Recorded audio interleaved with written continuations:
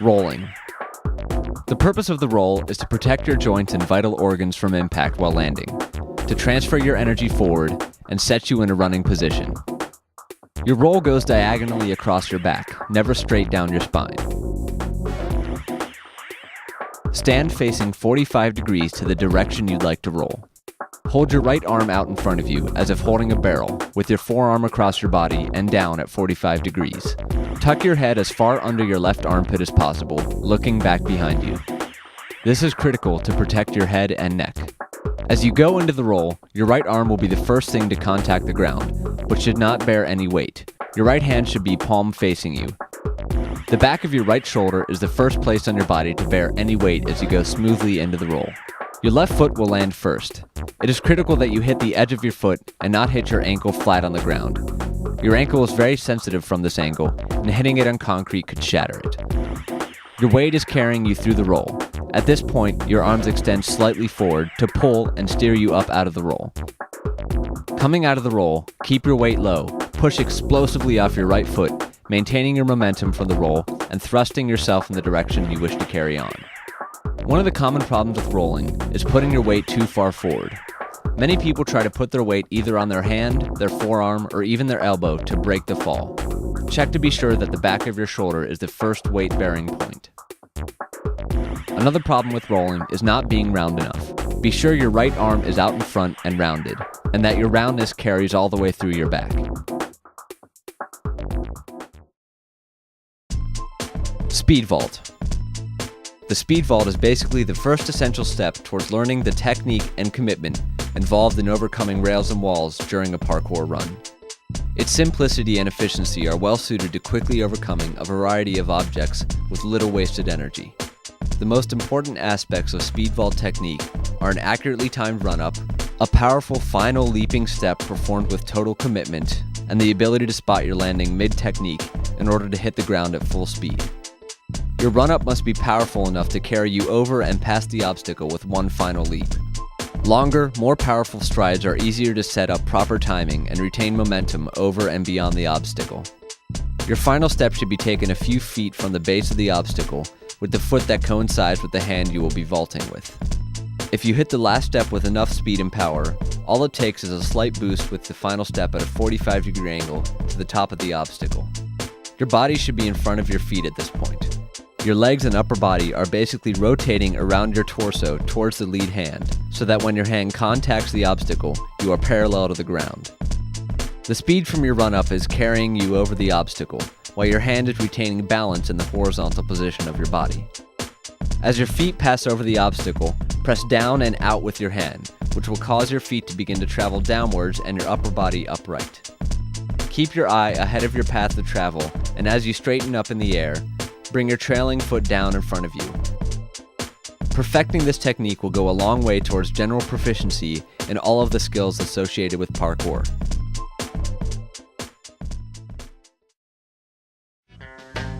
Cat leap. Cat leap can very well be the keystone of a fluid run. Performing it can easily make or break your rhythm depending on the execution. For a beginner, this may be one of the more attractive techniques to learn, but it is commonly mistaken as something with much less detail and precision than is demanded for a clean cat leap. The obstacle that a cat leap is used to overcome is commonly a gap with a ledge on either side. The destination ledge is usually a bit higher up than the takeoff ledge, and when learning cat leaps, the destination should be higher. To begin a standing cat leap, go to the end of the takeoff ledge and face both feet towards the destination wall. Squat down and swing your arms backwards as if you were starting any other leap moving forward. When your legs are fully compressed and you are at the lowest point of your squat, your arms should be the highest point of your body as they are swinging behind you. Face your palms upwards when your arms are behind you. This will provide a comfortable position as your shoulders rotate. From the crouched position, begin to extend your legs with force. There should be a slight lean forward as you extend, but the main objective is for your legs to create the power upwards. When your legs begin to extend, your arms should reverse direction and rapidly swing forward. Swing them all the way in front of your body until they reach an approximate 45-degree angle. While in the air, position your legs so that they are in front of your body, because they will be the first to impact on the destination wall. They must absorb the forward momentum as you reach for the wall with your hands. To do this, immediately after your feet touch the wall, begin to bend your legs into your chest, similar to a tucking position. Do not necessarily push away from the wall yet, but use your legs to slow the motion into the wall so your hands can be placed where you want them to. With your legs compressing against the wall, put your hands on the top corner of the wall's ledge. From there, you are ready to pull yourself to the top of the wall. This technique takes a lot of strength training and technique when done properly. It focuses on upper body strength to arrive on the top of the wall. With your legs tucked and your hands gripping firmly on the top, dig your toes into the wall and take advantage of grip on the bottom of your shoe. Extend your legs, pushing your body upward, while simultaneously pulling your body with your arms.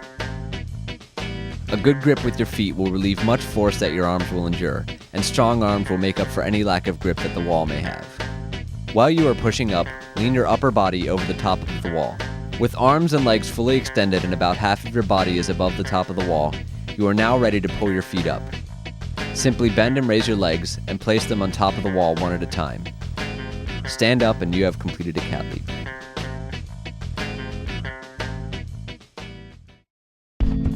Monkey vaults. The monkey vault is a basic vault that everyone will encounter every time they practice parkour.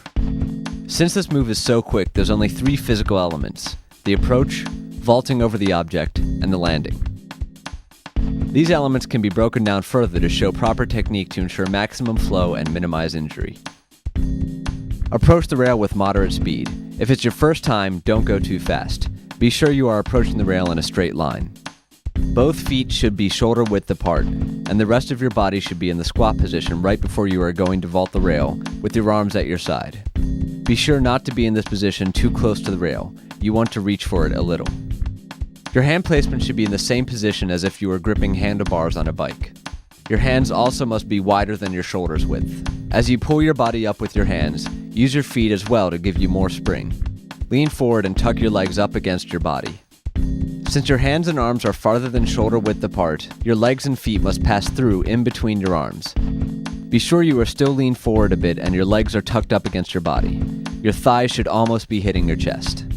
As soon as your legs pass completely over the rail, you can let go of the rail with your hands. The rest of your body can now untuck a bit. Your arms will be trailing behind you. Your landing depends on the speed and height, but since monkey vaults are very straight in nature, they are fairly easy to land every time. Some of the problems you may have with a monkey vault is clipping your feet. If you're clipping your feet during a monkey vault, lean forward and tuck your legs up against your body. One of the other major problems with monkey vaults is raising one hand, which causes a sideways motion while vaulting. Be sure to keep your hands at the same level to ensure maximum balance. Also, don't be too close to the rail before the vault. You want to reach for it a little. If you're too close, there isn't enough time for your legs to tuck up and clear the rail. The monkey vault is a basic vault that everyone will encounter every time they practice parkour. Precision jump. A precision jump involves jumping from one small area to another small area by using your whole body in a careful coordination to help keep balance as you land. The motion itself resembles a coil being launched in the air and then landing again, absorbing and straightening out. The jump is great for situations where you don't have a run-up. A good example would be from one rail to another rail, where balance and coordination are key. You should be standing still when first attempting precision jumps, and make sure that the distance isn't too far so you can get the hang of jumping and controlling your balance. Your legs will be crouched down to almost a 90-degree angle. Make sure you are comfortable. Your eyes will be focused on your landing, and your arms will be swinging to gather momentum. Once you have a mental picture of what you're going to do, use your arms to lead the way, and at the same time coordinate your legs to jump forward, throwing your whole body into the air. Keep in mind that the whole motion is an outstretch, a tuck, another outstretch, and then absorbing. As soon as you have left the first spot and you're in the air, tuck your legs in to get enough height and get ready to thrust them out. Your eyes should be focused on the target area, and your arms should be in front of you, keeping you balanced in midair. Once you're done tucking, thrust your legs towards the area. This is where precision comes in hand. You need to make sure that your feet are going to hit the spot first. Your arms should be getting ready to swing backwards and help you balance when you land. Your legs will reach the target and compress, absorbing the landing and helping you keep balance. They should crouch pretty much all the way down, since it's easier to balance when your center of gravity is lower. Your arms play a huge role here, as they should be out, away from you, helping you regain balance. Once you have landed and absorbed the shock, all there is to do is stand up and keep your balance. be focused when attempting a precision jump. Turn vault. The turn vault is used to get on the other side of a rail, wall, or other such obstacle. In most cases, you'll be using a turn vault when there is a drop on the other side. Start with your body 2 to 3 feet away from the rail. Place your left hand on the rail with the palm facing up, and place your right hand on the rail with your palm facing down.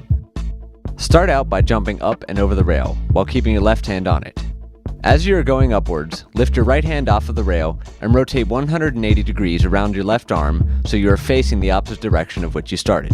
With your arms nearly at full extension above the rail, place your right hand back down on the rail, this time on the other side of your left hand.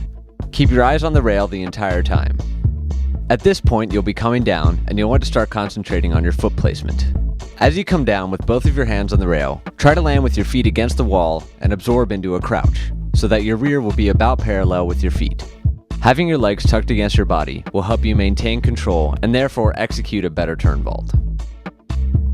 Once you land the turn vault and absorb into a crouch, you'll be ready for the drop. Push off with your feet, while at the same time letting go with your hands and turning slightly. As you begin to turn and let go, spot your landing. The end goal is to let go and turn 180 degrees, so you can land and continue your run.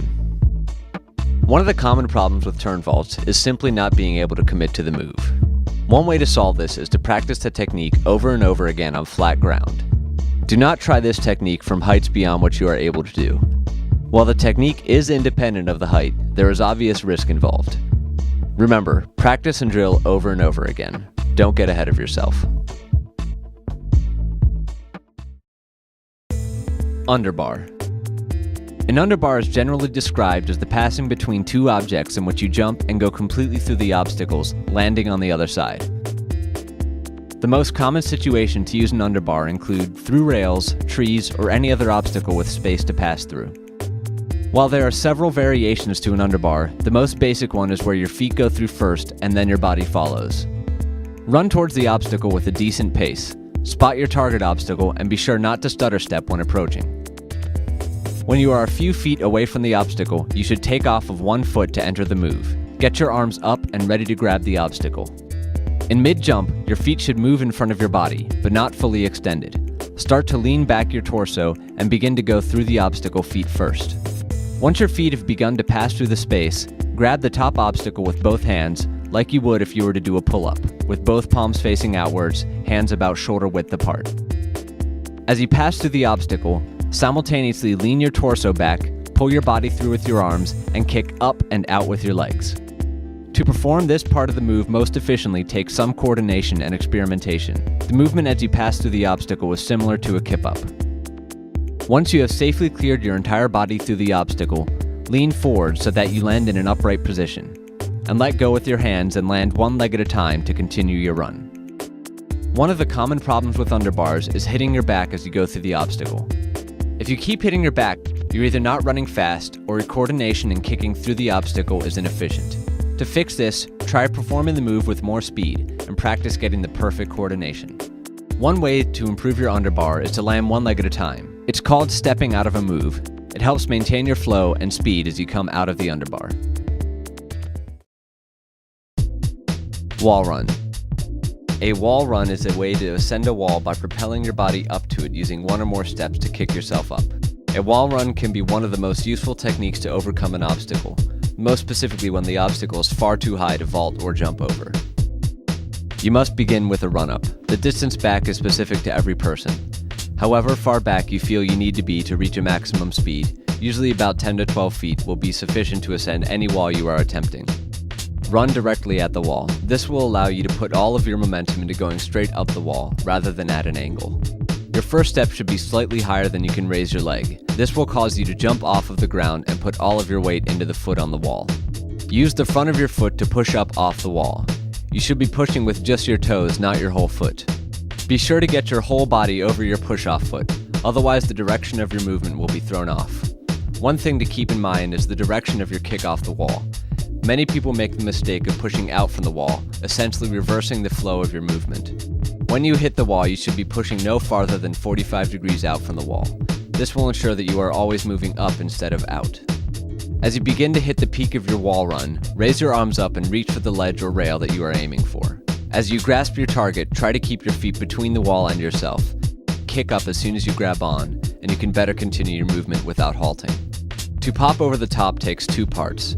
First, you want to have as much of your body above your arms as possible. The higher you are before the kick, the easier it will be. With the kick, you are going to be pushing just like your earlier steps up the wall, up and out. Not away from the wall, but at that same 45-degree angle. As you push off the top of the wall and vault over, you can use any vault you want.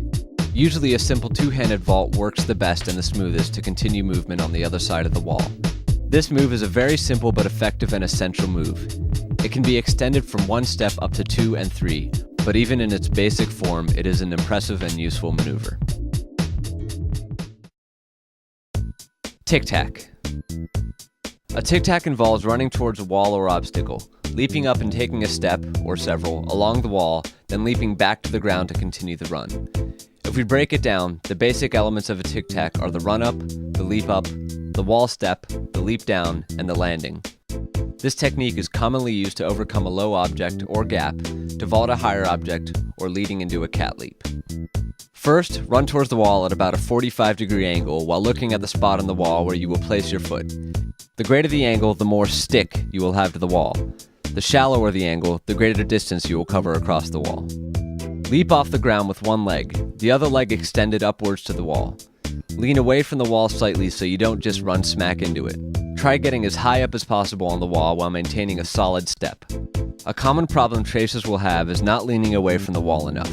This leads them to use the side of their shoe rather than the bottom, which in turn leads to the foot slipping down the wall. When your front foot makes contact with the wall, most of your weight should be on the ball of your foot. Begin absorbing as your leaping leg comes forward, but don't absorb too much or you will take a lot of the punch out of the leap down. Also, the angle of your foot on the wall will vary depending on what comes after the Tic Tac, but generally the direction of the toes will range from 9 o'clock to 12 o'clock. Looking at your landing spot, kick off the wall powerfully while bringing your other leg up bent in front of you. Also, straighten your body to meet the ground vertically.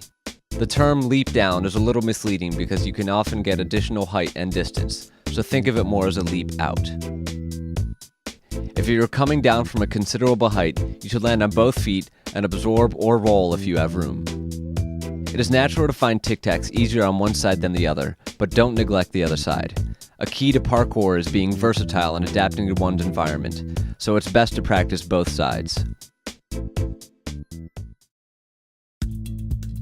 Lazy vault. The lazy vault is performed much like a speed vault, but it comes into play when you are approaching a rail from an angle with less momentum. It is a useful technique because it doesn't take as much speed in your run-up to make it over the obstacle, and because you can shift your direction in the air to adjust your path after the obstacle. You will be approaching the obstacle from an angle of at least 45 degrees with less speed than you might if you were running straight on. This becomes useful if you're coming out of another technique with little room to run between the two. Your final step should be taken a few feet from the base of the obstacle, with the foot that coincides with the hand you will be vaulting with. So if you're taking off with your right foot, you should be grabbing the obstacle with your right hand. Your final step, in combination with the push and pull motion of your lead hand, will provide the boost to overcome the obstacle. As your legs and torso begin to come to a point even with the plane of the obstacle, you will begin to rotate your torso and bring your trailing hand towards your hips, near the spot where your lead hand is resting on the wall, essentially swapping hands. Once you adjust your rotation, it's merely a matter of preparing to absorb the shock of the landing and quickly continue on your way. The lazy vault is good for areas where you don't have a lot of room to maneuver. Gate vault. Before performing a gate vault, make sure that the obstacle is secure enough to take all of your weight. Approach the object head on. There's not much of a jump or takeoff into this movement. Grab the top rail with your left hand, thumb facing out to your left, palm away. Throw the top half of your body over the rail, folding at your waist. Reach for the bottom rail or as far down as you can reach for a good handhold on the object. Let your momentum from your upper body carry your legs up and over the object. At this point, your head is down near your right hand. Left hand is still on top of the object, and your feet will be straight up in the air. Continue and look up at the sky. Make sure to tighten your stomach so that your lower back doesn't bear the brunt of the arch. At this point, your motion is the same as if you had done a front handspring. Your legs are coming over the top, and now your upper body is starting to come up. As your feet pass over your head, with your chest opening towards the direction you are headed, release the left hand and give a slight push off the right hand. This helps achieve a little more distance from the base of the obstacle.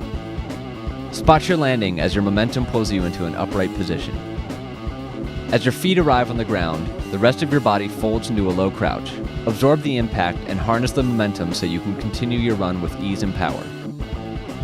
One of the common problems with gate vaults is that people twist out of the vault instead of arching their back and allowing themselves to come straight over. This only comes with practice and careful attention to allowing your legs to come straight over your head.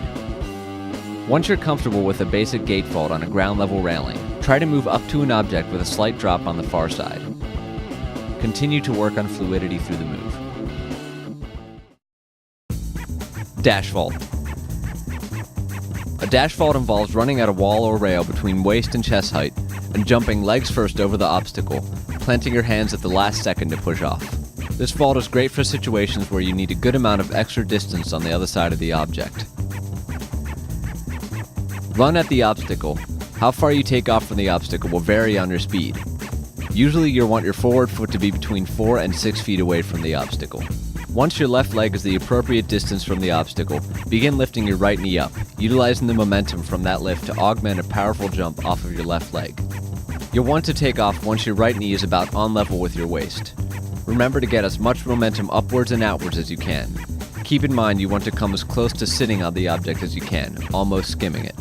As soon as you've taken off from the ground, begin bringing both of your legs upwards and in front of you.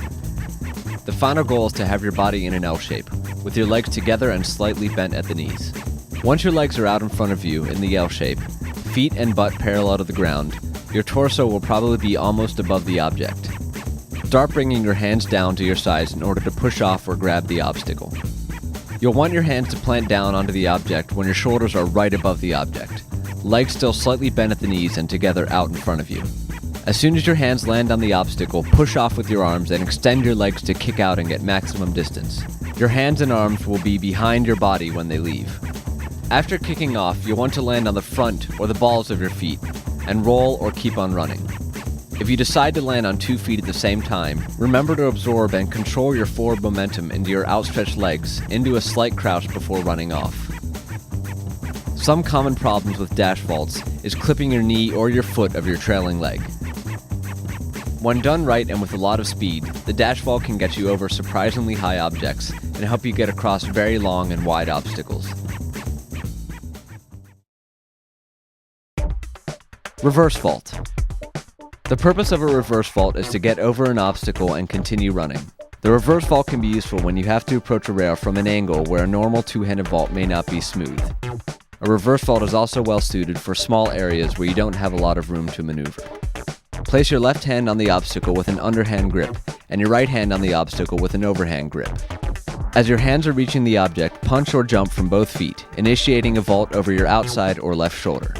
Your body is twisting away from your hands. Stay in a ball shape, creating a smooth arc of movement over the obstacle. Tucking your knees to your chest helps maintain momentum in your spin and clearing the obstacle. As you pass over the obstacle, sight your landing. Remove hands, left hand first and right second, and prepare to land. Work to make your landing smooth and fluid. Some common problems with reverse vaults is feeling as though they're uncontrolled. One of the main reasons for this is if you don't leave your legs tucked into your body. When done correctly with good control, the reverse vault can get you over objects surprisingly fast.